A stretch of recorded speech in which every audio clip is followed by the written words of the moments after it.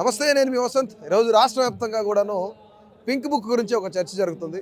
3.0 గురించి ఒక చర్చ జరుగుతుంది.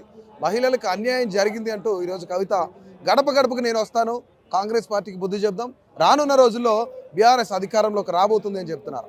సో దీనిపైన మనతో పాటు మాట్లాడడానికి రాష్ట్ర కాంగ్రెస్ పార్టీ మహిళా అధ్యక్షులు మనతో ఉన్నారు. మనం మాట్లాడదాం. అక్క చెప్పండి, ముఖ్యంగా కవిత ఈ వ్యాఖ్యలను ఏ విధంగా చూడవచ్చు? ముందుగా పింక్ బుక్ గురించి ఆవిడ చెప్తుంది, రేపు మేము అధికారంలోకి వచ్చిన తర్వాత అందరి పేర్లు నోట్ చేసుకుంటున్నాను, ఇప్పుడు అధికారంలోకి వచ్చిన తర్వాత వదిలేదు లేదని చెప్తున్నారు. చాలా టైం ఉంది పాపం కల్వకుంట్ల కవితమ్మకి. లిక్కర్ రాణిగా పేరు పొందింది. మరిగా వాళ్ళకు ప్రజలు ఇచ్చింది పింక్ పుస్తకం కాబట్టి ఖాళీ టైంలో ఏం చేస్తారు తమ్ముడు? రాసుకోవాలి కదా. అప్పుడు లెక్కలు ఇప్పుడు దాకా దోసుకు తినే అన్నీ కూడా పింక్ పుస్తకంలోనే రాసుకోవాలి. ఆ లెక్కలన్నీ పింక్ పుస్తకం గుంజుకొని మేము లోపల వేయాలి. ఇదే నడుస్తుంది కాబట్టి ట్రెండ్ అనేది నడుస్తుంది. It is very common. ఆమె మహిళల గురించి బీసీల గురించి మాట్లాడడం విట్టూరం. వాళ్ళు ఉన్నప్పుడు 10 ఏళ్ళల్లో ఎంతమంది బీసీలకు వాళ్ళు పెద్ద పిట్టేసిండ్రు, ఎంతమంది మహిళా నాయకురాలని ఎంటర్టైన్ చేసిండ్రు. ఒక జాగృతి పేరు మీద ఆమె దోసుక తిన్నది. విల్లాలు దుబాయ్లో ఎవరు కొన్నారు? మేము కొన్నామా? ఇప్పుడు ఆ లెక్కలన్నీ ఎలా రాసుకోవాలి? పింక్ పుస్తకంలోనే రాసుకోవాలి. ఆ పింక్ పుస్తకం నాకు దొరికింది అనుకో, రేపు పొద్దున మా అన్న మంచిగా పంపిస్తాడు లోపలికి. సో పింక్ పుస్తకం మాకు వాడకంకి వస్తుంది. రాయనియండి తమ్ముడు, ఖాళీగా ఉన్న వాళ్ళకి పింక్ పుస్తకమే ఓకే. ఈరోజు ఎవరెవరైతే కాంగ్రెస్ పార్టీ నాయకులు అన్యాయాలకు పాల్పడుతున్నారో, అక్రమాలకు పాల్పడుతున్నారో, దోచుకొని తినేదానికి ప్రయత్నం చేస్తున్నారో, వీళ్ళందరి పేర్లు నోట్ చేసుకుంటున్నామని చెప్తున్నారు. ఇప్పుడు వాళ్ళ మొట్టమొదటిగా వాళ్ళు ఉన్న ఇంట్లో ఉన్న 5గురు దోసుక తిన్నది ఎంతనో ఆమె లెక్క చెప్తే బాగుంటుంది. తర్వాత మా గురించి మాట్లాడడం అనేది విట్టూరం. 10 ఏళ్ళు ఎవరు ఉన్నారు రూలింగ్లో? వాళ్ళు ఉన్నారు. దళిత బంధువు నుంచి సీఎం రిలీఫ్ ఫండ్ దాకా దోసుక తిన్నది ఎవరు?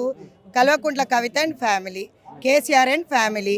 ఈరోజు ఫామ్ హౌస్లో కూర్చొని మాటలు మాట్లాడటము. చాలా రోజులు జైల్లో కూర్చుంది కదా, ఇక పుస్తకంలో రాసుకుంటే అది గిట్టుబాటు అవుతుందేమో అని రాసుకుంటున్నట్టుందని నేను అనుకుంటాను. ఈరోజు ప్రతి నియోజకవర్గంలో కూడాను ప్రజల నుంచి కాంగ్రెస్ పార్టీకి వ్యతిరేకత అనేది స్టార్ట్ అయింది. కాంగ్రెస్లోనే వర్గపోరుతో పాటు వ్యతిరేకత కూడా వచ్చింది అని చెప్తున్నారు. ఏం చెప్తారు దీనికి? నాకైతే అనిపించట్లేదు. మరి ఆమెకు వ్యతిరేకత పోరుగా అనిపిస్తే బయటికి రావచ్చు కదా. మరి ఇన్ని రోజులు ఆమె జైలు నుంచి వచ్చిన తర్వాత 3-4 నెలల నుంచి కనపడకుండా పోయిన కవిత ఇప్పుడు కనిపిస్తుంది. వాళ్ళ అన్ననేమో ట్విట్టర్లో మాట్లాడుతుండే ఇప్పుడు రోడ్డు మీదకి వచ్చినాడు. సరే, తండ్రి కూడా ఫామ్ హౌస్ నుంచి అసెంబ్లీకి వచ్చి మాట్లాడితే బాగుంటుందని అనుకుంటా. ఎందుకంటే మా నాయకుల గురించి మాట్లాడేటప్పుడు మీరు ఎన్ని వేల కోట్లు తెలంగాణ ప్రజలవి దోసుక తిన్నారో అది లెక్క చెప్పిన తర్వాత మా లెక్క గురించి మాట్లాడితే బాగుంటుందని నేను అనుకుంటా. వరంగల్లో పెట్టిన రైతు డిక్లరేషన్తో రైతులను మోసం చేశారు, యూత్ డిక్లరేషన్ పెట్టి యువతను మోసం చేశారు. సరూర్ నగర్ ఏదైతే ఇక్కడ మన తుక్కుగూడ సభ ఉందో దాన్ని పెట్టి తెలంగాణ రాష్ట్ర వ్యాప్తంగా ఉన్న ప్రజలందరినీ కూడా మోసం చేసే ప్రయత్నం కాంగ్రెస్ పార్టీ చేసింది. ఈరోజు ఇస్తానన్న ఉద్యోగాలు లేవు, మహిళలకు 2,500 లేవు, పెన్షన్ 4,000 లేవు అని అడుగుతున్నారు. ఏం చెప్తారు దీనికి? దోసుక తిన్న సొమ్ము అంతా మీ దగ్గరనే ఉంది కదా. కల్వకుంట్ల ఫ్యామిలీ దగ్గర ఉన్న సొమ్ము మేము తీసుకొచ్చుకుంటే తెలంగాణ ప్రజలందరికీ కూడా డబుల్ సంక్షేమ పథకాలు వస్తాయి. అన్ని లక్షల కోట్లు దోసుకున్నది కల్వకుంట్ల ఫ్యామిలీ. అంటే ఆ రోజు హామీలు ఇచ్చే రోజు దోచుకునే సొమ్ము తీసుకొచ్చిన తర్వాతనే ఇస్తామని ప్రజలకు ఎక్కడా చెప్పలేదు కదా హామీలు అనేవి.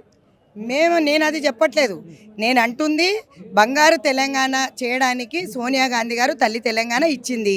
మిగిలిన బడ్జెట్లో మేము ఇచ్చినాం. మీరేం చేసిండ్రు? అప్పుల కుప్పగా మార్చి అప్పుల తెలంగాణగా ప్రఖ్యాతగాంచిన కేసీఆర్ గారు అప్పుల తెలంగాణ చేసి నెత్తికి 3 లక్షలు అప్పు పెట్టిండు. ఈరోజు ఆ డబ్బులన్నీ ఎవరి ఖాతాలో ఉన్నాయి? ఎన్ని వేల ఫామ్ హౌస్. ఒకప్పుడు ఇన్కమ్ ట్యాక్స్ రిటర్న్స్ కేసీఆర్ది చూసి ఇప్పుడు ఇన్కమ్ ట్యాక్స్ రిటర్న్స్ చూడండి, కేటీఆర్ రిటర్న్స్ చూడండి, కేటీఆర్ పెళ్ళాం రిటర్న్స్ చూడండి. కల్వకుంట్ల కవిత 100 కోట్లు తీసుకుపోయి లిక్కర్ రాణిగా పేరు పొందిన ఆమె ఇవన్నిటి గురించి మాట్లాడడం నేను ఖండిస్తున్నా. నెంబర్ 2, మహిళలకు సంబంధించే కానీ లేకపోతే యూత్కి సంబంధించే కానీ వాళ్ళు 10 ఏళ్ల కాలంలో ఏమి చేసినని నేను అడుగుతా. ఇప్పుడు మేము చేస్తుంటే మీకు ఎందుకు కడుపు మంట అని మేము అడుగుతా. ఇస్తున్నాం కదా, ఇవ్వట్లేదు అంటే రైతు రుణమాఫీ చేసిన ముఖ్యమంత్రి గారు లెక్కలు డేటాతో పాటు ఇస్తున్నారు. మరి ఆమె కళ్ళు దొబ్బినాయా ఒకసారి చూసుకోవాలి. పోయి అక్కడ మాట్లాడమని చెప్పు. రాలేదు అని అంటే ఆ డేటా తీసుకురమ్మని చెప్పు. ఇంకా వాళ్ళకు కూడా వచ్చే విధంగా చూస్తాం. ఈరోజు రాష్ట్ర వ్యాప్తంగా కొడంగల్ నియోజకవర్గం గురించే ఒక పెద్ద చర్చ జరుగుతుంది. ఎందుకు కొడంగల్ గురించే చర్చ అంటే ముఖ్యంగా మనం చూస్తాం, అక్కడికి పోలీసులు వెళ్తా ఉన్నారు. ఏదైతే మనం ఒక ఇండస్ట్రీస్ పెట్టాలో ఆ ఇండస్ట్రీస్ గురించి చర్చ జరుగుతుంది. కానీ రైతులకు అన్యాయంగా వాళ్ళపైన కేసులు పెడుతున్నారు. రైతులు ఇవ్వనన్నా సరే వాళ్ళ భూములు గుంజుకునే ప్రయత్నం చేస్తున్నారని చెప్పేసి ఈరోజు కేటీఆర్ ప్రతిరోజు దాని గురించే మాట్లాడుతున్నారు. అసలు లగచర్ల ఘటన గురించి ఏం చెప్తారు? ఈరోజు ఎందుకు పోలీసులు వెళ్తా ఉన్నారు అక్కడ? ఈరోజు మీరు మాట్లాడుతున్న మాటనే వాస్తవంగా మనము చూసుకుందాం. అట్లాంటివి ఏం జరగట్లేదు అని అనుకుంటున్నాం. డెవలప్డ్ సిటీగా చేయాలి అంటే డెవలప్మెంట్ కావాలి. ఏదో ఒకటి మాత్రం ఖచ్చితంగా మనం చేసుకుంటూ ముందుకు పోతేనే ప్రగతి సాధించగలుగుతాం. ఐటీ రంగమే చూడండి, ఇప్పుడు ఎంప్లాయ్మెంటే చూడండి, మేము క్రియేట్ చేస్తున్నాం. వాళ్ళు ఉన్నప్పుడు అవన్నీ ఏమీ చేయలేదు. కాకపోతే ఎక్కడ అవసరం ఉందో అక్కడ మనము సముచితమైన డబ్బు ఇచ్చి ఎక్కడన్నా భూమి కావాలంటే మనం వాళ్ళతో మాట్లాడే తీసుకుంటాం. మనం ఎవరి దగ్గర కూడా ఫోర్సబుల్గా తీసుకుంటామని నేను అనుకోను. కాకపోతే కేటీఆర్ ఏదైతే రాళ్ళు వేస్తున్నాడో ముఖ్యమంత్రి గారి మీద, దాన్ని నేను ఖండిస్తున్నాను. ఎందుకంటే ప్రూఫ్స్ ఉంటే ముందు పెట్టి మాట్లాడితే బాగుంటుందని నేను అనుకుంటున్నాను. ఈరోజు కేటీఆర్ సవాల్ చేస్తా ఉన్నారు, దమ్ముంటే కొడంగల్లో రాజీనామా చేయి, నేను అక్కర్లేదు, హరీష్ రావు అక్కర్లేదు, కేసీఆర్ అవసరం లేదు, పట్నం నరేందర్ రెడ్డి ఒక్కడు చాలు, 50,000 మెజార్టీతో మళ్ళీ పట్నం నరేందర్ రెడ్డి గెలుస్తాడు, దమ్ముంటే వస్తావు రాజీనామా చేస్తాను అడుగుతున్నారు రేవంత్ రెడ్డి గారిని. అదంతా వదిలేయి తమ్ముడు. అక్కడ గెలిచింది ఎవరు? రేవంత్ రెడ్డి గారు. పట్నం నరేందర్ రెడ్డి గారికి వాల్యూ లేదనేది తెలిసిపోయింది కదా. తెలిసిన తర్వాత రేవంత్ రెడ్డి గురించి మాట్లాడడం, మళ్ళీ రాజీనామా చేయడం, ఇదంతా పిల్లకాయల చేతలు బంద్ చేయాలా? నా పరిపాలన బాగలేదని చెప్పే కన్నా నువ్వు చేసిన పరిపాలన ఎంత ఉద్దారకంగా ఉందో అది చెప్పాలా ఫస్ట్. ఓ మహిళా అధ్యక్షురాలుగా చెప్తున్నా, మమ్మల్ని తీసుకుపోయి లోపటేపించిండు కదా. 10 ఏళ్ళు నేను చేసిన అన్నీ కూడా ఉద్యమాలు సిలిండర్ల మీద కానీ, గ్యాస్ ధరల మీదనే కానీ, నిత్యావసర సరుకుల మీదనే కానీ, లైంగిక వేధింపుల మీదనే కానీ, ప్రతి దాని మీద సెక్రటరీ కనీసము మా పిటిషన్లు ఇచ్చుకునే పరిస్థితి లేకుండే. ప్రగతి భవన్ పోవాలన్నా కూడా మాకు ఎంట్రీ లేకుండే. డీజీపీ ఆఫీస్ పోవాలన్నా కూడా మాకు ఎంట్రీ లేకుండే.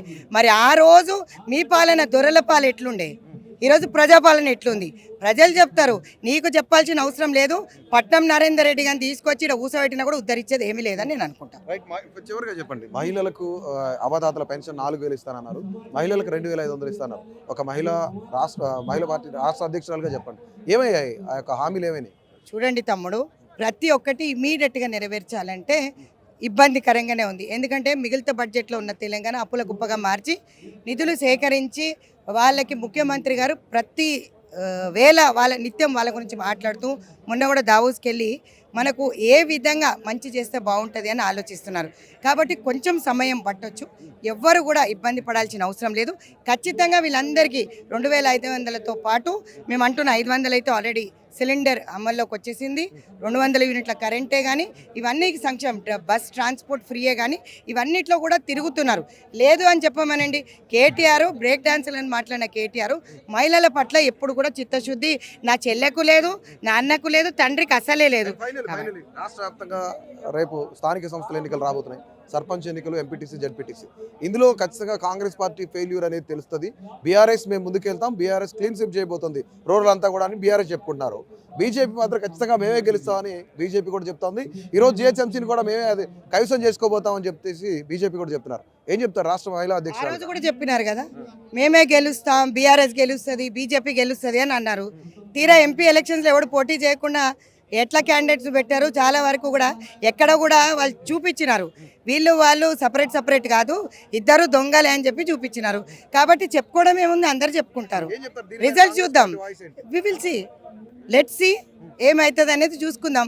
ఇప్పుడు ఏమీలు దిగినప్పుడు చూసుకుందామని అంటున్నారు. రేవంత్ రెడ్డి గారి హామీ రేవంత్ రెడ్డి గారికి ఉంది.